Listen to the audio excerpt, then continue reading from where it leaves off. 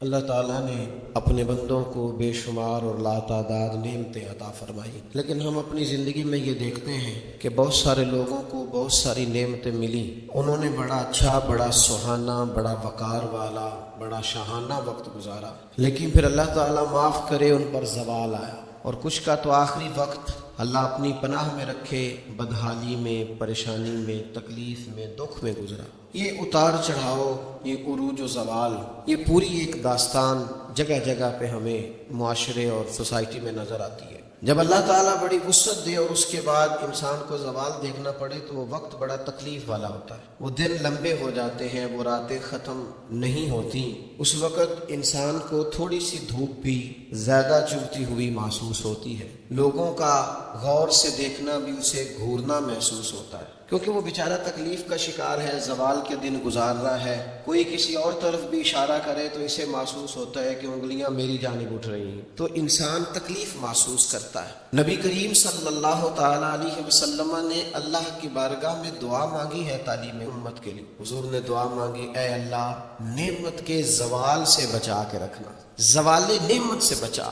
زوال نعمت صرف یہ نہیں ہوتا کہ پیسے چلے جائیں، یہ بھی زوال نعمت ہے کہ انسان تہجد پڑھتا تھا اور اب 5 نمازوں کی بھی توفیق حاصل ہے، یہ بھی زوال نعمت ہے کہ مکمل اسے قرآن مجید یاد تھا، اب ایک رکوع بھی پڑھ نہیں پاتا، یہ بھی زوال نعمت ہے کہ اس کی زبان پر شکر رہتا تھا اور شکوہ شروع ہو گیا، یہ بھی زوال نعمت ہے کہ اس کے دل کے اندر ہمیشہ صبر کے جذبے موجزن رہتے تھے، لیکن اب بے چینی، بے قراری، اضطراب اور جلد بازی آ گئی۔ حضور علیہ السلام نے دعا فرمائی ہے، اللہ زوال نعمت سے بچا۔ اور رب کریم نے بھی قرآن حکیم میں جو ارشاد فرمایا نا، فرمایا وَاشْكُرُوا لِي وَلَا تَكْفُرُونَ، میرا شکر ادا کرنا، کفر نہ کرنا، کفران نعمت نہ کرنا، شکر کرنا۔ نعمت انسان کو ملتی ہے، لیکن کچھ لوگ اس نعمت کے بارے میں فتنے اور آزمائش کا شکار ہو جاتے ہیں۔ بڑا بڑا عروج لوگوں کو ملا، لیکن وہ سنبھال نہیں پائے اپنا عروج، اس کا دفاع نہیں کر پائے، اس سے کوئی کام نہیں لے سکے۔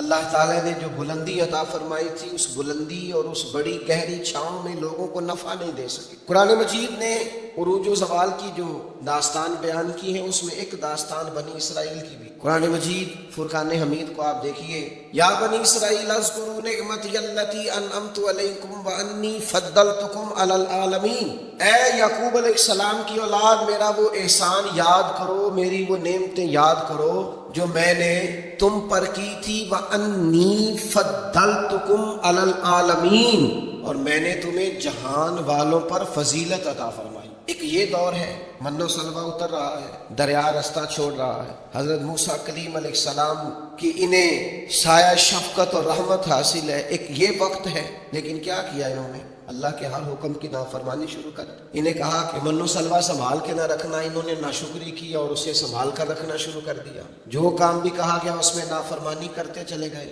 وہی قرآن مجید جو چند آیات پہلے کہتا ہے نا، انی فضلتکم علی العالمین، اے یعقوب کی اولاد ہم نے تمہیں تمام جہانوں پر فضیلت عطا کی، وہی قرآن مجید آگے جا کے کہتا ہے جب میری نافرمانی کی، وَضُرِبَتْ عَلَيْهِمُ الذِّلَّةُ وَالْمَسْكَنَةُ، فرمایا ہم نے ان پر ذلت اور مسکینی مقرر کر۔ جس رب نے فضیلت دی تھی، پھر اسی رب نے ان پر ذلت مقرر کر۔ کیوں؟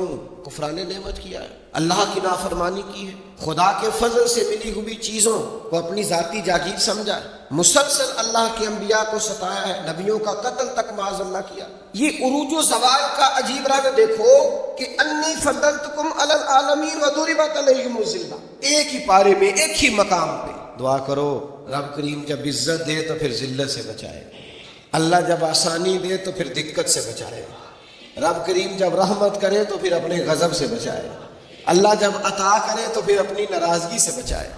زوال نعمت بڑی تکلیف ہے، زوال نعمت بڑی آزمائش ہے۔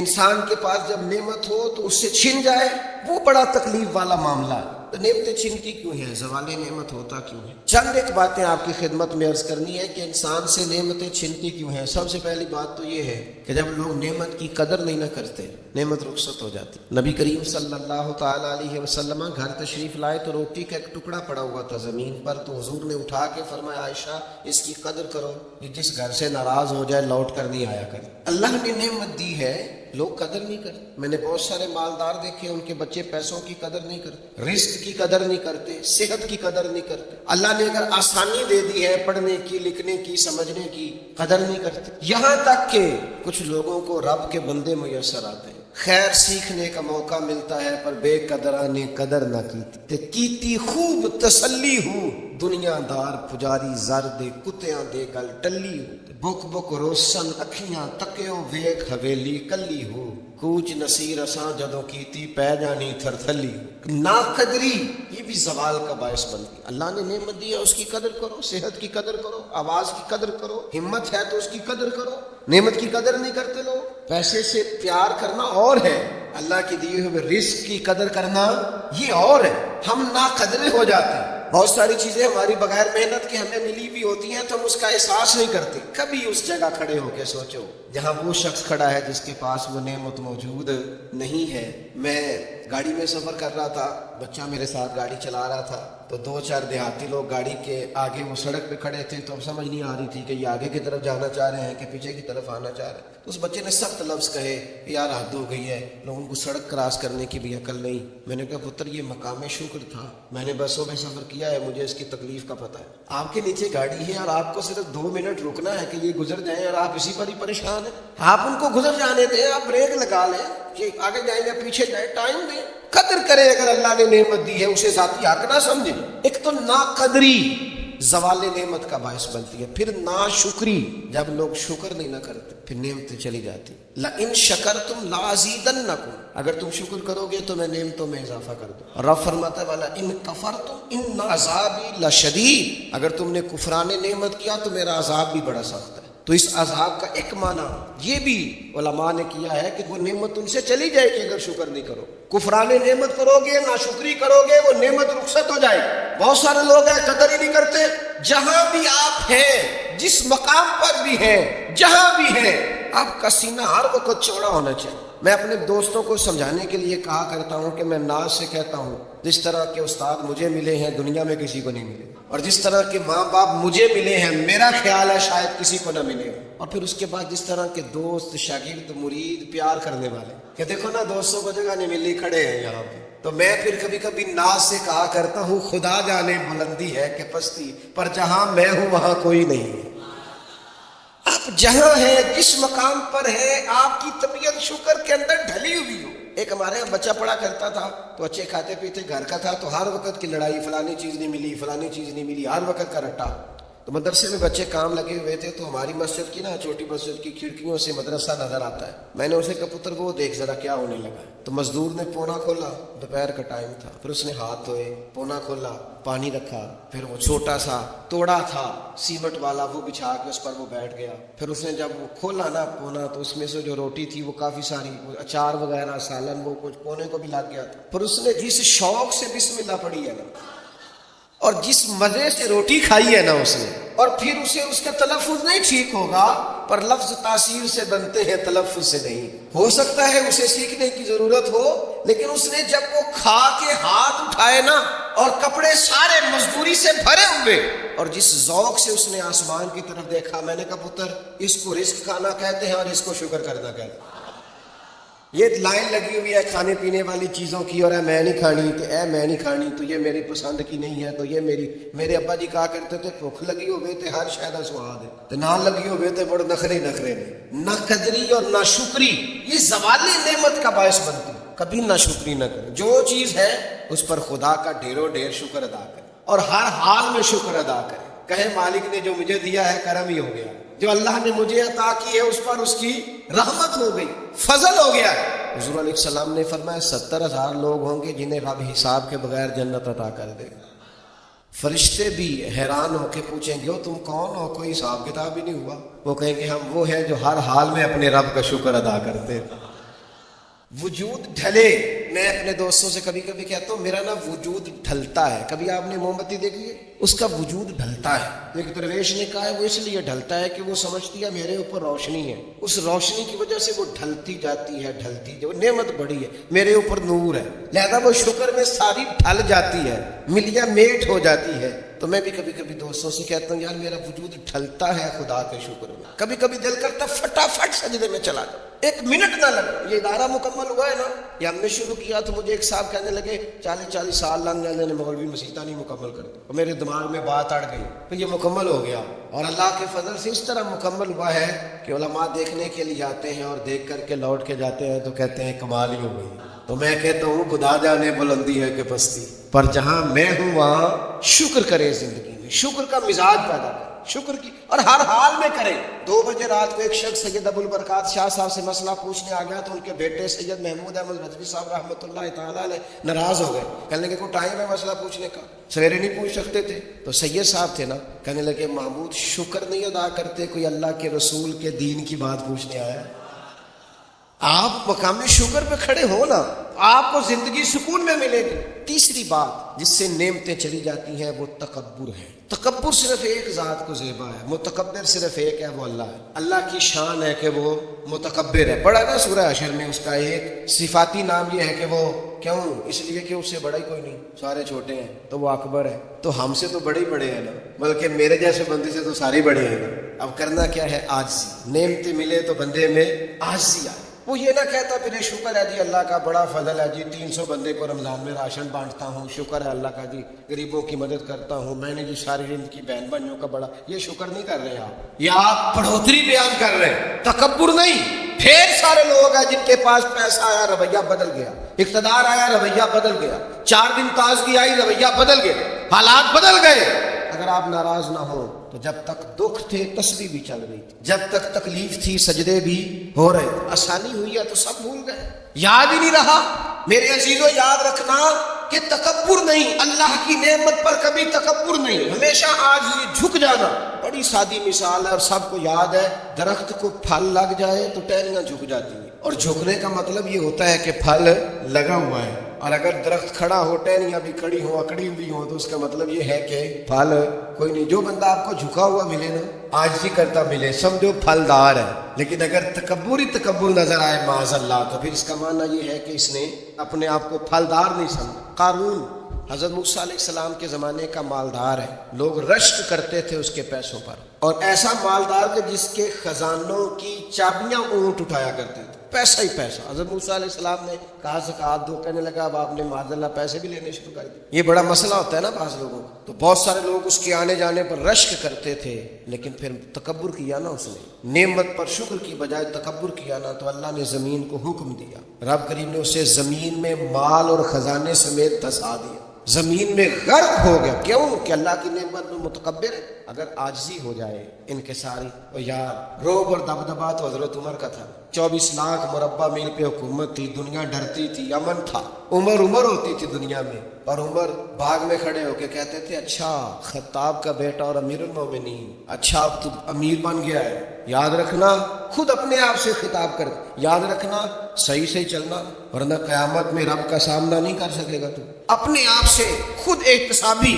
تکبر سے نعمتیں چلی جاتی, زوال نعمت ہوتا ہے. ایک خاتون ہے بڑی نیک, تاریخ میں گزری ہیں, تو وہ کہتی ہیں کہ میں ایک جگہ بیاہی گئی, میری پہلی شادی ہوئی ایک جگہ پہ, تو دروازے پہ کوئی بھیک مانگنے والا آیا اور اس کی حالت بڑی خستہ تھی. تو میرے شوہر نے نا اسے ڈانٹ دی. میں نے اپنے شوہر سے کہا اللہ کا ہم پر فضل ہے اور اس کی حالت بڑی پتلی ہے, لگتا ہے کئی دنوں سے روٹی نہیں کھائی, تو 4 پیسے دے دیں تو حرج کیا ہے. کہنے لگا قتل نہیں. میں نے منع کر دیا تو ختم ہوگی بات. تو بی بی کہتی ہے میرے پاس اپنے ذاتی پیسے بھی پڑے ہوئے تھے جو میکے کی طرف سے مجھے ملے تھے, تو ذرا میرا خامد سائڈ پہ ہوا تو میں نے نظر بچا کے نا اس فقیر کو 4 پیسے دے دیے, چونکہ زیادہ ہی اس کی حالت بگڑی ہوئی تھی. تو کہتی میں پیچھے پلٹی تو شوہر پیچھے کھڑا تھا, اس جرم میں کہ میں نے ایک فقیر کو بغیر اجازت پیسے دیے, اس نے مجھے طلاق دے دی. کہتی ہیں بڑی تکلیف میں تھی اور اپنے دل میں سوچتی تھی مالک میں نے تو تیرا بندہ جان کے اس کی مدد کی اور مجھے یہ سزا ملی ہے. فرماتی عدت گزر گئی, میرا والد پریشان تھا, پھر ایک رشتہ آیا, میرا نکاح ہو گیا, لیکن اللہ نے مجھے اتنا اچھا شوہر دیا, اتنا نیک شوہر دیا, اتنا کمال آدمی. فَإِنَّ مَعَ الْعُسْرِ يُسْرًا إِنَّ مَعَ الْعُسْرِ يُسْرًا, مشکل کے بعد اللہ آسانی دیتا. کمال شوہر اللہ نے مجھے دیا, نیک, صالح, محبت کرنے والا. فرماتی ہے اسی طرح میں ایک دن اپنے شوہر کے ساتھ بیٹھی تھی, دروازے پہ دستک ہوئی, تو میں شوق میں اٹھی, اپنے شوہر سے کہا میں دے کے آؤں فقیر کو. کہنے لگا جتنا مرضی دے دو. کہتے ہیں دروازے پہ گئی تو میری چیخ نکل گئی, اس لیے کہ دروازے پہ جو مانگنے آیا وہ میرا پہلا شوہر تھا. بے پرواہی ویخ سجن دی جتھے کسے دی پیش نہ جاوے انہیں مالا والے در در رولے تے منگتے ہیں تخت بٹھاوے اوے سجناؤ کسے نکارا مل دئی کوئی کعبے و خالی آوے وہ میرا پہلا شوہر دروازے اتنے وہ بھی تڑپ گیا کل تک تکبر تھا غرور تھا کہ ہم مالدار ہیں ہم کسی غریب کو کیا دیں لیکن آج یہ حال ہے کہ وہ خود دروازہ بھیک مانگ رہا تھا نہ قدری نہ شکری تکبر یہ زوال نعمت کا باعث بنتا ہے انسان کے پاس سے نعمت رخصت ہونے لگ جاتی ہے ایک چوتھی بات جو زوال نعمت کا باعث بنتی ہے وہ یہ ہوتی ہے کہ اللہ کی نعمت کو صرف اپنا حق سمجھ لینا اللہ نے جو ہمیں دیا ہے نا وہ سارا ہمارا نہیں ہوتا اس میں مسکین کا بھی حق ہوتا ہے یتیم کا بھی حق ہوتا ہے کمزور کا بھی حق ہوتا ہے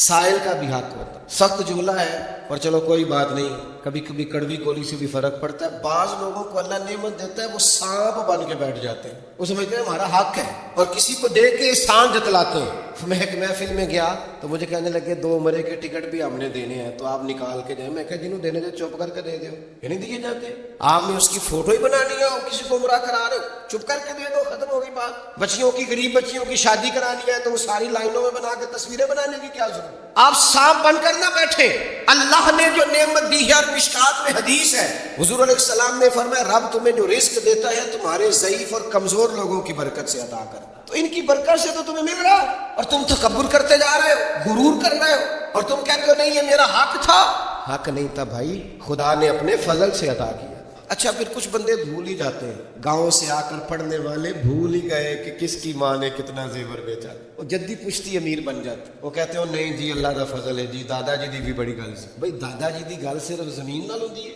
ویسے آپ ایک اچھا انسان کا جھوٹ کیوں بولتے ہیں صحیح بخاری میں حضرت ابو ہریرہ رضی اللہ تعالیٰ عنہ سے حدیث مروی ہے بڑی مشہور ہے نبی پاک علیہ السلام نے خود ایک قصہ بیان فرمایا بنی اسرائیل حضور فرمانے لگے 3 شخص تھے ایک کوڑ کے مرض میں مبتلا تھا کوڑا تھا ایک گنجا تھا ایک نابینا تھا ہر وقت پریشان رہتے تھے میرے رب نے ہم کو آزمانے کا فیصلہ کیا دیکھو اللہ کے آزمانے کا طریقہ کیا ہے ایک فرشتہ انسانی شکل میں آیا سب سے پہلے جس کو کوڑ کا مرض تھا اس کے پاس آیا حضور سید عالم صلی اللہ تعالیٰ علیہ وسلم بیان فرماتے ہیں اس نے آ کے اس سے کہا کیا چاہتے ہو اس نے کہا یار مجھے کوڑ کا مرض ہے لوگ مجھ سے نفرت کرتے ہیں گھن کرتے ہیں کاش میری کھال ٹھیک ہو جائے جلد ٹھیک ہو جائے بیماری چلی جائے تو فرشتے نے ہاتھ پھیرا اللہ نے شفا عطا کر شفا کس نے دی ہاتھ کس نے پھیرا کوئی عرض نہیں اگر کسی وقت کوئی بزرگ دم کر دے ہاتھ پھیر دے تو شفا اللہ ہی دیتا ہے بخاری میں موجود ہے جو روایت عرض کر رہا ہوں فرشتے نے ہاتھ پھیرا اللہ نے اب فرشتہ اس سے پوچھتا ہے پسند کیا ہے مال کون سا پسند ہے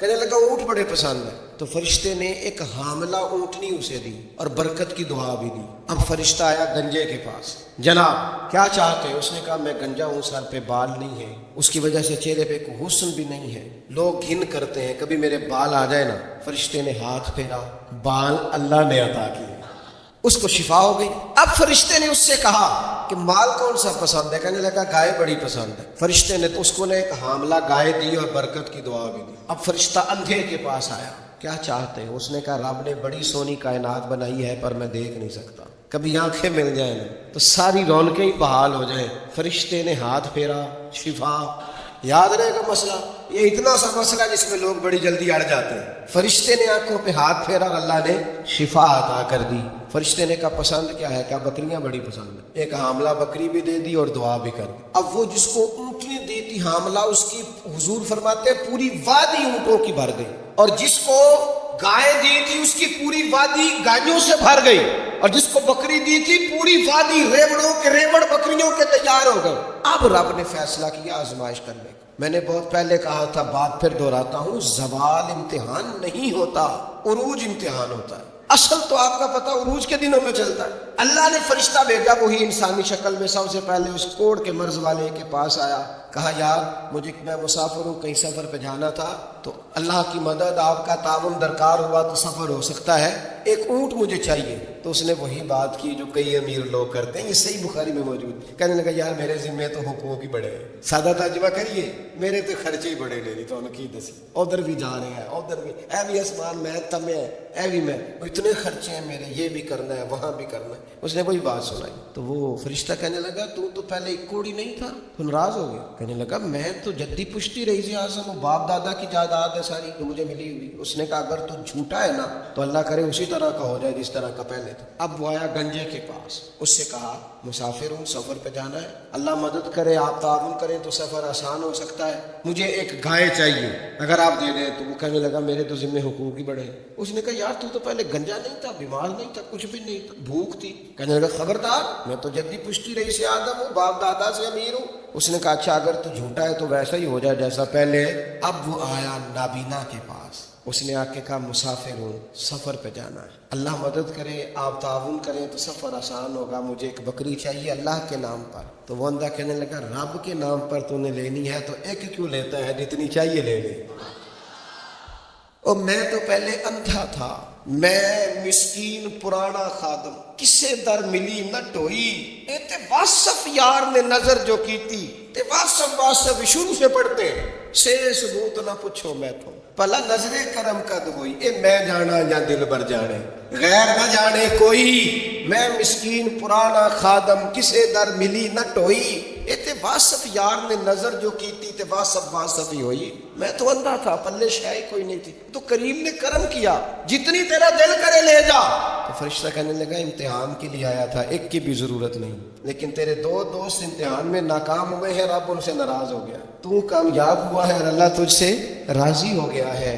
وہ دونوں جو تھے امتحان میں ناکام ہوئے تو نعمتیں چھن گئیں, صحت چھن گئی, پھر کوڑے, پھر گنجے ہو گئے. اس کو اللہ تبارک و تعالیٰ نے اور عطا کیا. زوال نعمت کب ہوتا ہے؟ جب لوگ راہ خدا میں خرچ نہیں کرتے, غریب کا, مسکین کا, لاچار کا خیال نہیں رکھتے. جیسے جیسے پیسے آتے جاتے ہیں ذاتی خرچے بڑھتے جاتے ہیں, ذاتی معاملات ہی بڑھتے جاتے ہیں. آہستہ آہستہ لوگ کہتے ہیں خو جی آپ کو پتہ ہے نا, پھر ہمارا گھر بڑا وسیع ہے تو بڑے مسئلے ہیں, تو بڑے خرچے ہیں, تو بڑی چیزیں ہیں. بھائیو, زوال نعمت کے معاملے میں اپنے رب کا خوف پیدا کریں, اللہ سے ڈرے ہر وقت. جب تک نعمتیں نہیں نہ ہوتی گزارا ہو جاتا ہے, اگر ملنے کے بعد چھن جائے تو پھر تکلیف بہت زیادہ ہوتی. تو زوال نعمت سے بچنے کے لیے تکبر سے بچیں, ناشکری سے بچیں, ناقدری سے بچیں, اور پھر صرف اپنا حق سمجھنے سے بچیں. اسے بانٹیں, عاجزی میں رہیں, شکر میں رہیں. آپ محسوس کریں گے کہ لئن شکرتم لازیدنکم, اگر شکر ادا کرو گے تو میں نعمتوں میں اضافہ کر دوں گا. نعمتیں محفوظ بھی ہو جائیں گی, ان میں اضافہ بھی ہوگا.